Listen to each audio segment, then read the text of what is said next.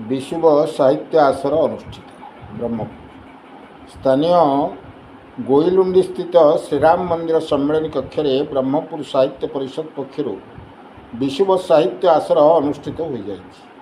विशिष्ट समाजसेवी तथा प्राक्तन विधायक डाक्टर रमेश चंद्र चाऊ पट्टनायक मुख्य अतिथि भाव योगदान कर प्रत्येक साहित्यिक माने ईश्वर आशीर्वाद पाई और सेमाने ही समाज प्रकृत रक्षक बोली वक्तव्य रखिथिले।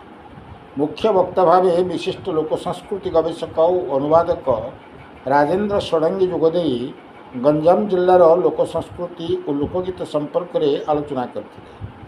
कवि दुर्योधन बेहरा और सुलेखक तथा शिक्षाविद अमूल्य दास सम्मानित अतिथि भाव जोगदे विशुभ संक्रांति संपर्क में तथ्य रखिथिले।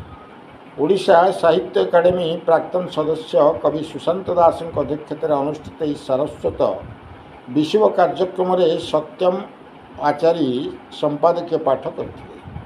विशिष्ट अनुवादक श्रीयुक्त राजेंद्र षडंगी पुस्तक गंगा स्नान और अनन्य गल्प अतिथि मान द्वारा उन्मोचित होता बेले कवि संतोष कुमार दास, कवि नीलाद्रि बिहारी महापात्र, कवि विजय चंद्र मिश्र को 2026 निमंते विशुभ सम्मान प्रदान करा बेले डाक्टर रमेश चंद्र चाऊ पट्टनायक को सेवा सम्मान और रत्नाकर सीएम को संजोग सम्मान प्रदान करा जायथिला।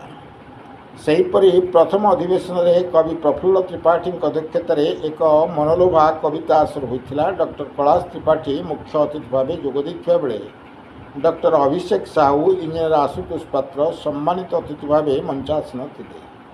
कवि रत्नाकर सीएम संयोजन अनुष्ठित कविता आसर में बहु कवि स्वरचित कविता पाठ करते। कवि अशोक कुमार महांती, सीताराम आचार्य, मीनता पट्टनायक, सुचिता पाणिग्राही, दीप्तिलेखा मिश्र, रुद्रनारायण नायक प्रमुख कार्यक्रम परिचालना करथिबा बेले श्रीमती दीप्तिमिता महापात्र धन्यवाद अर्पण करथिले। ब्रह्मपुर सुनील विश्वास रिपोर्ट, क्रांतिधारा न्यूज।